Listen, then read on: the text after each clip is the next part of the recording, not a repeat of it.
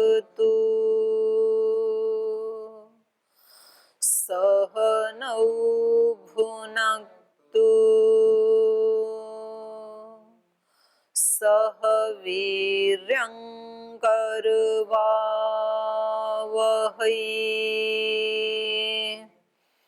तेजस्विनावधीतमस्तु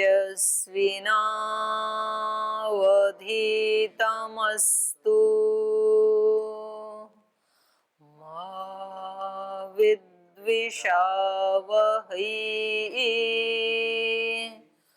ॐ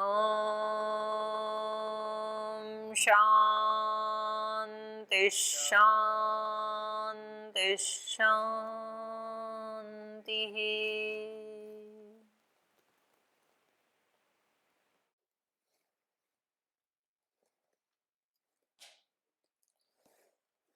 पिछली कक्षा में देव कितने हैं ये चर्चा चल रही थी। तो देव कितने हैं बताओ? देव 33 हैं। फिर दोबारा पूछा कि देव कितने हैं, तो देव, फिर पूछा देव कितने हैं तो 2, और फिर पूछा देव कितने हैं तो 1। ये उसका उपनिषद का वर्णन है। तो 33 देव कौन से हैं? 12 आदित्य, 11 रुद्र, 8 वसु, प्रजापति और इंद्र। और जब देव 3 हैं तो 3 कौन से हैं? तीनों लोक, त्रयोलोकाः त्रयो देवा, ये निरुक्त का वचन है ना, ठीक है। और धामानि त्रयाणि भवन्ति स्थानानि नामानि जन्मानि इति। और जब कहा कि देव 2 हैं तो वो 2 कौन हैं? अन्न और प्राण, द्वौ देवौ अन्नम प्राणश्च इति। और जब कहा कि देव 1 है तो कौन है? इन सब देवों का भी जो अधिष्ठाता देव, परम देव ब्रह्म। तो यही हम पढ़ रही थी। तो ये ऊपर वाले से पढ़ रही हूं। एते अपि त्रयो देवा ज्ञातव्या द्वौ देवौ अन्नम प्राणश्चैति। अध्यर्ध और 1.5 अध्यर्ध देव कौन सा है?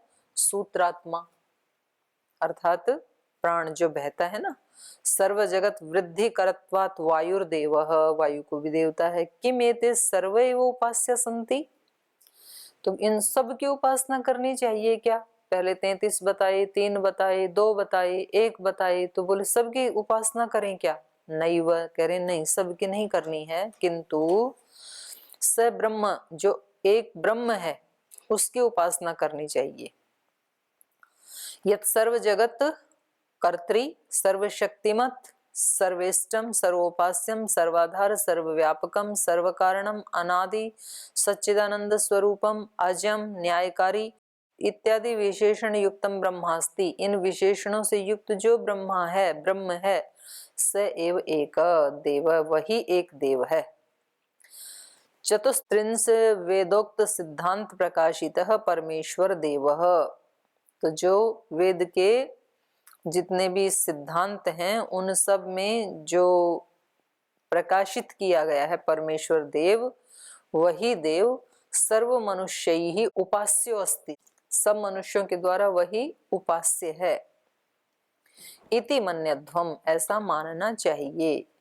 ये वेदोक्त मार्ग परायण आर्याः, जो वेदोक्त मार्ग पर चलने वाले आर्य लोग हैं, ते सर्वदेवतस्य उपासनम चक्रु, वे सभी एतस्य एव उपासनम चक्रु, ते सर्वे एतस्य एव उपासनम चक्रु, इसी एक ब्रह्म की उन्होंने उपासना की है।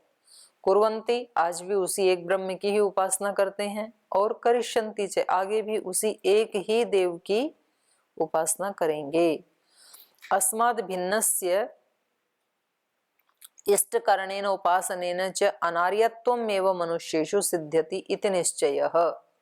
उस एक ब्रह्म को छोड़ करके अपने इष्ट के लिए किसी दूसरे की उपासना करना, ये उनके अनार्यत्व को ही सिद्ध करता है, ऐसा निश्चित रूप से जान लेना चाहिए। अत्र प्रमाणम, और इसमें प्रमाण भी है। क्या प्रमाण है? आत्मेति एव उपासीत स यो अन्यम आत्मनः प्रियं ब्रुवाणं ब्रूयात् प्रिय रोत्स्यति इति ईश्वरो तथैव स्यात् आत्मानमेव प्रियम उपासीत। ये शतवथ ब्राह्मण का वचन है। आत्मा इति एव उपासित, उस एक आत्मदेव को अर्थात परमात्मा देव को ही उपासना करना चाहिए।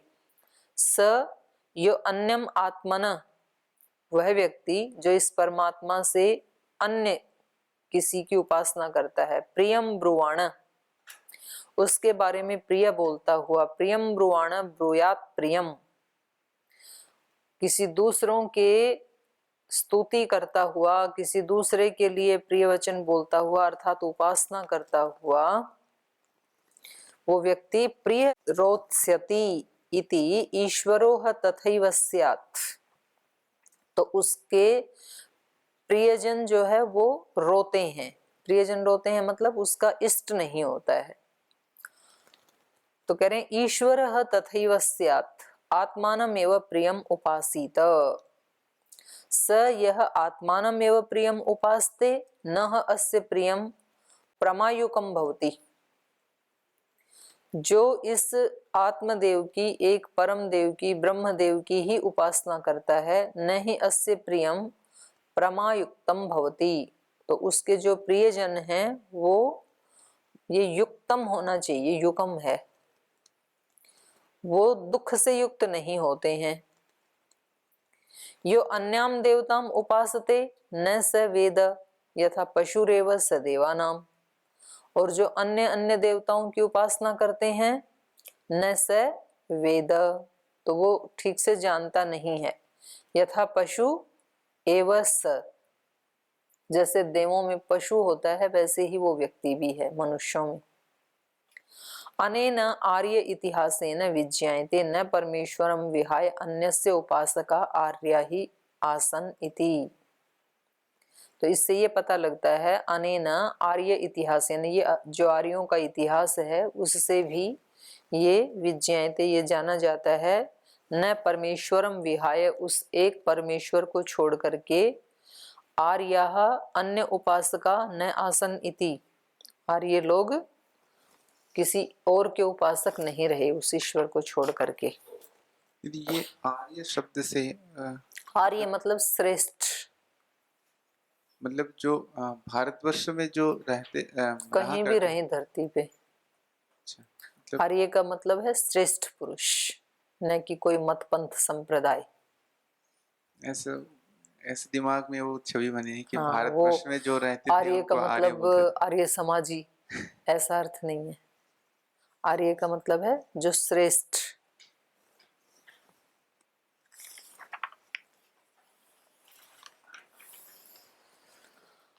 तो ये सारा बता करके अब कह रहे हैं अतः फलितार्थो अयम जातः, माने इस सब से, ये जो पीछे पढ़ा इससे अयम जातः ये सिद्ध हुआ कि देव शब्दे, जो देव शब्द है इसमें दिवु धातो हो, ये दशार्था ते संगता भवंती इति, दिवु धातु के जो 10 अर्थ हैं वो देव शब्द में संगत होते हैं सभी देवों में।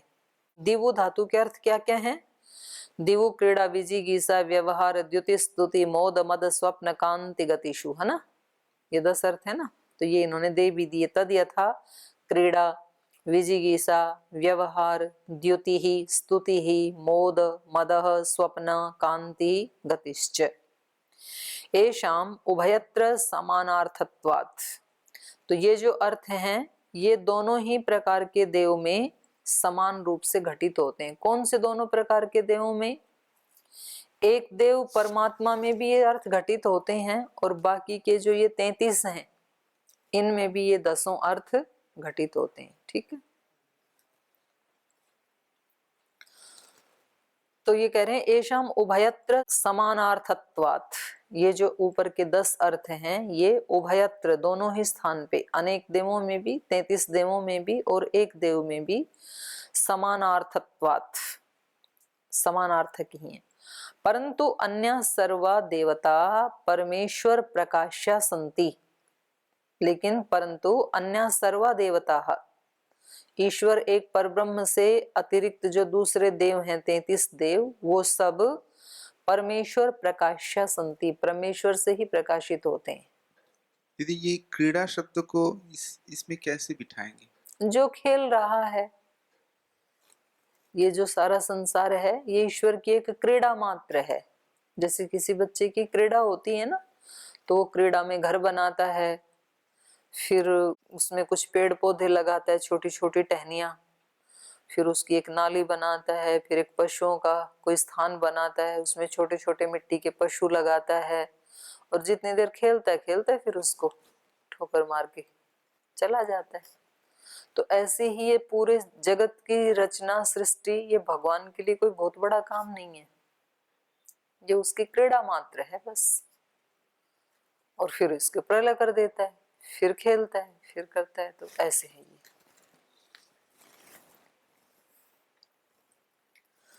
तत्र क्रीडनम क्रीड़ा, ये अपने आप ही बता रहे हैं। ये कह रहे हैं ईश्वर के अलावा जो दूसरे देवता हैं, अन्य सर्वा देवता, जो दूसरे 33 देव बताए हैं, वो सब तो ईश्वर के प्रकाश से ही प्रकाशित होते हैं। परमेश्वर प्रकाश्याः सन्ति सच स्वयं प्रकाशो अस्ति, लेकिन ईश्वर किसी दूसरे के प्रकाश से प्रकाशित नहीं होता, उसका तो अपना स्वयं का ही प्रकाश है, अपने ही प्रकाश से प्रकाशित होता है। तो अब ये 10 जो अर्थ बताए थे ना, इनको थोड़ा सा खोल के बता रहे हैं। क्रीड़ा क्या है? तत्र क्रीडनम क्रीड़ा, क्रीडन ही क्रीड़ा है, खेलना ही, यही क्रीड़ा का अर्थ है। विजिगीषा क्या है? दुष्टान विजेतुम इच्छा, विजिगीषा जो दूसरे दुष्ट लोग हैं उनको जीतने की इच्छा, उनको पराजित करने की इच्छा ही क्या है? विजिगीषा। तो दुष्टों को देवता और या परमात्मा पराजित कर देते हैं, जीत लेते हैं। व्यवह्रियन्ते यस्मिन् व्यवहरणम, व्यवहारः, व्यवहार का अर्थ क्या है? यस्मिन् व्यवह्रियन्ते, जिसमें सब व्यवहार चलते हैं। तो सारे के सारे व्यवहार किस में हो रहे हैं? परमात्मा में ही हो रहे हैं, हम सब उसी में स्थित हैं, तो उसका व्यवहार अर्थ भी है। और अगला था स्वप्न, स्वप्न का मतलब है निद्रा। तो ये सारे स्वप्न, निद्रा आदि ये सब भी ईश्वर में ही हो रहे हैं। मद क्या है? मदो ग्लेपनम, दीनता। तो ये अर्थ कैसे घटेगा देव में? ग्लेपनम मद, ये दूसरे देवों में घटेगा, ईश्वर में नहीं घटेगा। तो ये खुद ही बता रहे हैं। एते मुख्यतया लौकिक व्यवहार वृत्तयो भवन्ति। 10 अर्थ थे ना, तो उसमें से ये जो अर्थ हैं, विजिगीषा, व्यवहार और स्वप्न और मद, एते मुख्यतया, ये 4 अर्थ मुख्य रूप से लौकिक व्यवहार वृत्तयो भवन्ति, लौकिक व्यवहार में इनकी वृत्ति होती है। ये दिवु धातु के जो 4 अर्थ हैं ये लौकिक व्यवहार में ही व्यवहृत होते हैं। तत्सिद्धि हेतु अग्न्यादयो देवता सन्ति, माने लौकिक व्यवहार की सिद्धि के लिए ही अग्नि आदि देवता हैं। जो 33 देवता हैं ये लौकिक व्यवहार की सिद्धि तो करते हैं। 12 आदित्य से क्या होता है? लौकिक व्यवहार की सिद्धि होती है। 11 रुद्र से क्या होता है? लौकिक व्यवहार ही चलते हैं। और 8 वसु से भी सबको बसाया हुआ है, तो वो भी अग्नि, पृथ्वी, वायु, अंतरिक्ष, ये भी लौकिक व्यवहार को ही सिद्ध करते हैं। तो कह रहे हैं ये जो 4 अर्थ हैं देव शब्द के, ये इन 33 देवताओं में घटित होते हैं। और ये देवता सारे क्या हैं? लोक व्यवहार की सिद्धि करते हैं। तत्सिद्धि हेतु अग्न्यादयो देवता, अग्नि आदि जो देवता हैं वो तत्सिद्धि हेतु, तत् कह लौकिक व्यवहार, ये अग्नि आदि देवता हैं, ये लौकिक व्यवहार की सिद्धि के हेतु बनते हैं। अत्रपि नैव सर्वथा परमेश्वर से त्यागो भवति, लौकिक व्यवहार की सिद्धि ये देवता करते हैं, तो इसका मतलब ये नहीं है कि ईश्वर का इसमें बिल्कुल कोई लिंक ही नहीं है, ईश्वर का त्याग हो गया, ऐसा नहीं है। अग्नि, वायु, जल आदि देवता भी ईश्वर की ही शक्ति से ही तो अपना कार्य करते हैं ना, तो उसमें ईश्वर का कोई बिल्कुल कनेक्शन ही नहीं है और वो स्वतंत्र रूप से ही ये सेवा कर रहे हैं, ऐसा नहीं है। लेकिन मुख्य रूप से ईश्वर नहीं है, इनके माध्यम से सेवा करता है यहाँ पर। अत्रपि नैव सर्वथा परमेश्वरस्य त्यागो भवति, इन देवताओं में भी ईश्वर का सर्वथा त्याग नहीं होता है, क्योंकि तस्य सर्वत्र अनुषंगितया, क्योंकि वो तो सब जगह क्या है, अनुषंग है, वो तो युक्त है ही सभी में। सर्वोत्पादक आधारकत्वात्, क्योंकि वही सब की उत्पत्ति का आधार होने से।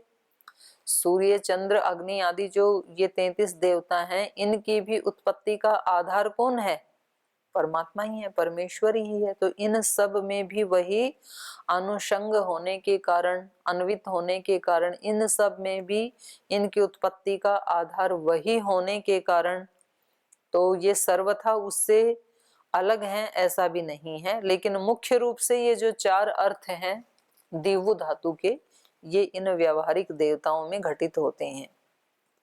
तथा और जो बाकी के बच गए, द्युति द्योतनम, द्युति अर्थ भी है ना दिव्य धातु का, तो द्युति का मतलब क्या है, द्योतनम, द्योतनम मतलब प्रकाशनम, तो ये ईश्वर में घटता है, क्योंकि वो स्वयं प्रकाशित है और सूर्य चंद्र आदि जो प्रकाशित वस्तुएं हैं उनको भी वो प्रकाशित करता है। तो द्युति अर्थ परमेश्वर में ही घटेगा। द्युति का अर्थ है प्रकाशनम, द्योतनम।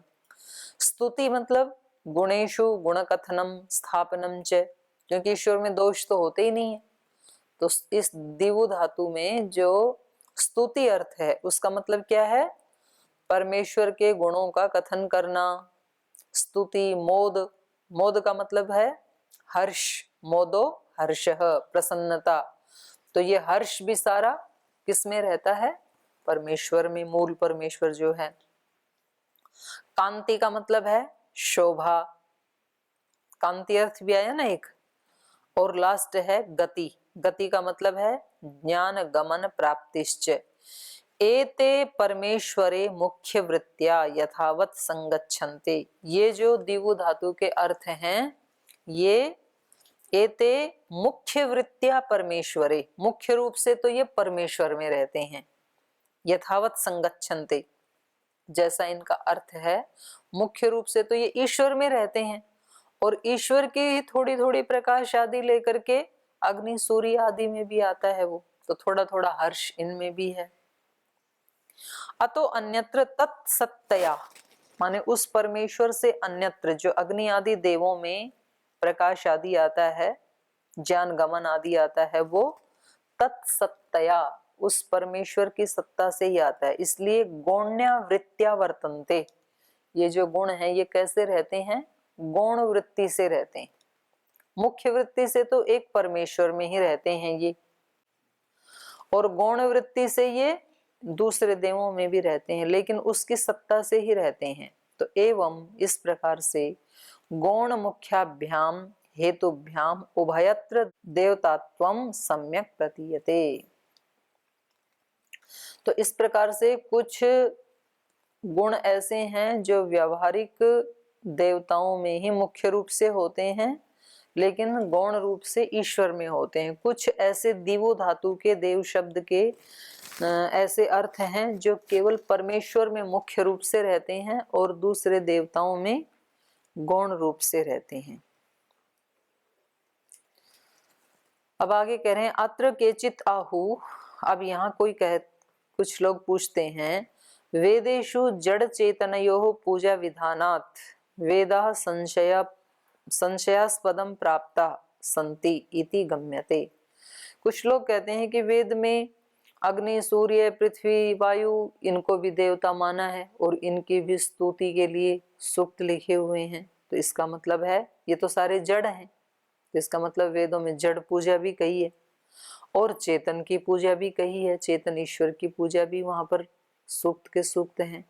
तो कह रहे हैं ये थोड़ा मिक्सअप हो गया, वेदों में जड़ और चेतन दोनों की पूजा का विधान होने से, वेदेषु वेदों में जड़ चेतनयो पूजा विधानात्, जड़ और चेतन दोनों की पूजा का विधान होने से वेदाः संशयस्पदम प्राप्ता, वेद संशय पद को प्राप्त हो गए, संशय हो गए कि वेद जड़ का उपासक है कि चेतन का उपासक है। तो यहाँ पर संशय प्राप्त संतीति गम्यते, लगता है कि यहाँ संशय हो गया, वेद संशय को प्राप्त हो गए। अत्र उच्यते, उसका उत्तर दे रहे हैं। मैवम भ्रमी, ऐसे भ्रम में मत पड़ो। महर्षि दयानंद की भाषा है ये, मैवम भ्रमी, ऐसे भ्रम में मत पड़ो भाई। ईश्वरेण सर्वेषु पदार्थेषु स्वातंत्र्यस्य रक्षितत्वात्, कह रहे हैं ईश्वरेण, ईश्वर के द्वारा, सर्वेषु पदार्थेषु, सभी पदार्थों में, स्वातंत्र्यस्य, स्वतंत्रता का, रक्षितत्वात्, रक्षण किया गया है। सब पदार्थों को भगवान ने स्वतंत्रता दी है। यथा, जैसे चक्षुषी रूप ग्रहण शक्ति ही तेन रक्षिता अस्ति, जैसे आंख में रूप ग्रहण करने की शक्ति तेन रक्षिता अस्ति, उस ईश्वर के द्वारा ही रक्षित की गई है, दी गई है। चक्षु को देखने की शक्ति किसने दी? ईश्वर ने दी। इसलिए चक्षु की उपासना करना, ईश्वर की ही उपासना करना है, क्योंकि चक्षु में जो शक्ति है वो किसने दी है? तो ऐसे सब पदार्थों को ईश्वर ने स्वतंत्रता दी है। कान के अंदर सुनने की शक्ति, घ्राण के अंदर सूंघने की शक्ति, अग्नि के अंदर उष्णता की शक्ति, वायु के अंदर पवित्र करने की शक्ति, जल के अंदर शीतलता की शक्ति, ये सारी शक्तियां ईश्वर ने उनको स्वतंत्र रूप से रक्षित की हैं उनमें। तो इसलिए उनके बारे में भी यदि कहीं पूजा का विधान है तो वो ईश्वर की ही पूजा का विधान है। तो इसलिए आपको भ्रम करने की आवश्यकता नहीं है। यथा चक्षुषी रूप ग्रहण शक्ति ही, जैसे चक्षु में रूप ग्रहण की शक्ति है, तेन रक्षिता अस्ति, उस ईश्वर के द्वारा ही वो दी गई है। अतः चक्षुष्मान पश्यति, इसलिए चक्षु वाला ही देखता है। चक्षु वाला मतलब उस शक्ति से संपन्न व्यक्ति ही देख पाता है। नैव अंधश्च इति, अंधा व्यक्ति तो नहीं देख पाता है। इति व्यवहारो अस्ति, तो ये व्यवहार में आप देखते हैं ना, तो अंधे व्यक्ति का कभी कभी गोलक तो खुला होता है लेकिन चक्षु शक्ति उसमें नहीं है, तो वो देख नहीं पाता है। तो इससे क्या पता लगा? चक्षु शक्ति ईश्वर ने ही इस गोलक में स्थापित की है। तो जिस गोलक में स्थापित कर दी वो देख पाता है, नहीं की वो नहीं देख पाता है।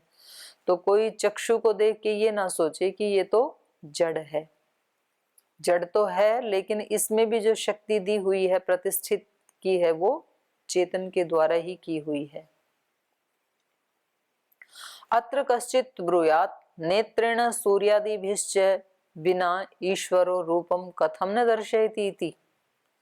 कह रहे हैं यहाँ पर अगर कोई व्यक्ति ये प्रश्न करते ही हैं ऐसे, अत्र कश्चित् ब्रूयात्, यहाँ कोई कहे, कोई बोले, नेत्रेण सूर्यादिभिश्च बिना, नेत्र के बिना और सूर्य आदि के बिना भी ईश्वर रूपम कथम न दर्शयति, रूप क्यों नहीं दिखा देता है? ईश्वर तो ईश्वर है, तो वो बिना आंख के भी रूप दिखा दिया करे और बिना सूर्य के प्रकाश के भी दिखा दे। ईश्वर तो सर्वशक्तिमान है। तो ऐसे ऐसे प्रश्न पूछते हैं ना लोग यही पूछते हैं। लोग कहते हैं यदि ईश्वर है तो इन आतंकवादियों को दंड क्यों नहीं दे देता है? अगर ईश्वर है और वो कहता है कि वो सबके कर्मों का फल देने वाला है, तो बोले ये इतना पाप कर रहे हैं, इनको दंड क्यों नहीं देता है? वो कितने आराम से रहते हैं। और यदि ईश्वर है तो ये ईश्वर का नाम जपने वाले दुखी क्यों होते हैं, क्यों परेशान हैं? तो ऐसे ऐसे प्रश्न पूछते हैं लोग। तो ऐसा ही ये प्रश्न है कि यहाँ कोई यदि ये कहे कि ईश्वर तो ईश्वर है, तो वह सूर्य आदि के बिना और नेत्र आदि के बिना भी रूप क्यों नहीं दिखा देता है? तो कह रहे हैं यथा तस्य व्यर्थ इयं शंका अस्ति तथा पूजनम पूजा सत्कार प्रियाचरण अनुकूलाचरणम च इत्यादयः पर्याया भवन्ति। तो कह रहे हैं जैसे ये शंका व्यर्थ है, क्योंकि भगवान ने सूर्य में एक अलग स्वतंत्र शक्ति दी है, चक्षु में भी एक अलग स्वतंत्र शक्ति दी है। तो अब जिसके पास वो शक्ति है वो ही रूप को देखेगा, नहीं है वो नहीं देखेगा। और वो चक्षु के द्वारा भी भगवान ने व्यवस्था बना दी कि वो सूर्य के प्रकाश में या किसी कृत्रिम प्रकाश में ही रूप आदि को देख सकता है। तो अब वो शक्ति स्वतंत्र रूप से काम करेगी ना व्यवहार में, लोक में।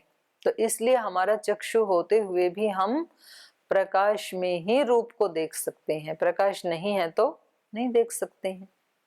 तो ये ईश्वर की ही व्यवस्था है, उसी ने इन सबको स्वतंत्र रूप से शक्ति दी है। तो यहाँ ऐसी शंकाएं नहीं करनी चाहिए, कर्म फल की व्यवस्था है वो ईश्वर ही देखता है कि कब कौन से कर्म का फल देना है। आपके कहने से हाथों हाथ थोड़ी दिया जाएगा। तो उसको पता है इसके पीछे के क्या क्या है, आगे इस समय क्या कर रहा है, आगे क्या करने की संभावना है, तो वो ठीक टाइम आने पर ठीक फल देता है। तो आपको ज्यादा जल्दबाजी करने की जरूरत नहीं है। तो कह रहे हैं यथा तस्य व्यर्था शंका अस्ति तथा पूजनम। तो कह रहे हैं वैसे ही ये पूजा में भी पूजनम, पूजा, सत्कार, प्रियाचरणम, अनुकूल आचरणम च इत्यादय। तो इसमें भी ये सब व्यर्थ की ही आशंका है। पर्याया भवन्ति। इयं पूजा चक्षुषो अपि सर्वै जनैः क्रियते एवं अग्न्यादिषु यावद अर्थ द्योतकत्वं विद्या क्रिया उपयोगित्वं च अस्ति तावद देवतात्वम अपि अस्तु न अत्र काचित क्षतिरस्ति। तो कह रहे हैं इसी प्रकार से इयम पूजा चाक्षुषो अपि, ये जो चक्षु की पूजा, चक्षु की पूजा का मतलब क्या है? आंख से देखे जाते हैं रूप, और वो देखने वाला व्यक्ति कि मैं भगवान की दी हुई शक्ति से देख रहा हूं। तो इस प्रकार से उसको मान करके इयम पूजा चक्षुषो अपि सर्वै जनै क्रियते। तो चक्षु की उपासना करना मतलब भगवान की ही उपासना करना है। तो हम वो करते हैं ना प्रार्थना, ओम चक्षु चक्षु ओम श्रोत्रम श्रोत्रम, तो उसमें ये कृतज्ञता ही तो हम ज्ञापित करते हैं कि आपने जो शक्ति दी है वो परिष्कृत करके, मैं इसको गंदा ना करूं बल्कि जैसी दी है वैसी विशुद्ध शक्ति से मैं सेवा करूं। तो वो सम्मान जो करता है इस चक्षु शक्ति का, अपनी ही चक्षु शक्ति का या दूसरे किसी की चक्षु श्रोत्र आदि शक्ति का सम्मान करते हो, किसका सम्मान है? ईश्वर का ही सम्मान है वो। इयं पूजा चक्षुषो अपि सर्वै जनैः क्रियते एवं अग्नि आदिषु। तो जैसे इन चक्षु आदि की पूजा सब लोगों के द्वारा की जाती है, इनका तिरस्कार नहीं किया जाता है, ऐसे ही अग्नि आदि की भी की जाती है। इन्होंने प्रश्न पूछा था ना कि वेद में तो अग्नि आदि की पूजा का भी विधान है। अग्नि मेले पुरोहितम स्तुति की गई ना पूरे, और भी बहुत सारे अग्नि सूक्त हैं, वायु सूक्त है। तो कह रहे हैं जैसे यहाँ चक्षु आदि का हम सम्मान करते हैं, उसकी वो ही पूजा है, तो ऐसे ही अग्नि आदि की पूजा करने में भी कोई दोष नहीं आएगा। एवं अग्न्यादिषु यावद अर्थ द्योतकत्वम, जितना उनके अंदर द्योतकत्व है, जितना उनके अंदर ईश्वरत्व है, विद्या क्रियोपयोगित्वम च अस्ति, जितना उनके अंदर ज्ञान है और क्रिया उपयोगित्व है, तावद देवतात्वम अपि अस्तु, उतना उनमें देवत्व भी है, उतना उनमें परमेश्वरत्व भी है। जिस देवता के पास जितनी शक्ति है उतना ही उनके अंदर देवत्व भी है। मतलब संपूर्ण देवत्व तो ईश्वर में है, पर स्वतंत्र रूप से जितनी शक्ति भगवान ने उनको दे दी उतना तो दिव्यत्व देवत्व उसमें है। ठीक है, चक्षु में जड़ की मात्रा कितनी है और दिव्यत्व की कितनी है, तो उतना ही उसमें देवत्व है। तो इंद्रियों को भी देव माना ना पीछे। तो इसलिए कह रहे हैं तावत देवतात्वम अपि अस्तु न अत्र काचित क्षति अस्ति, इसमें किसी की कोई हानि नहीं है, कोई क्षति नहीं है। कुतः, क्यों? वेदेषु यत्र यत्र उपासना विधीयते तत्र तत्र देवतात्वेन ईश्वरस्य एव ग्रहणात्। क्योंकि वेदों में जहां जहां कहीं उपासना का विधान किया है तत्र तत्र वहां वहां देवतात्वेन, देवतात्व के रूप में ईश्वरस्य एव ग्रहणात्, ईश्वर का ही ग्रहण करना चाहिए। कहीं अग्नि की उपासना के बारे में कहा तो अग्नि के द्वारा ईश्वर का ही ग्रहण करना चाहिए। वायु की उपासना के लिए कहा है तो वायु का ही ग्रहण करना चाहिए। तो उन शक्तियों से ईश्वर का ही ग्रहण करना चाहिए। तो शेष कल पढ़ेंगे, आज यहीं विराम देते हैं।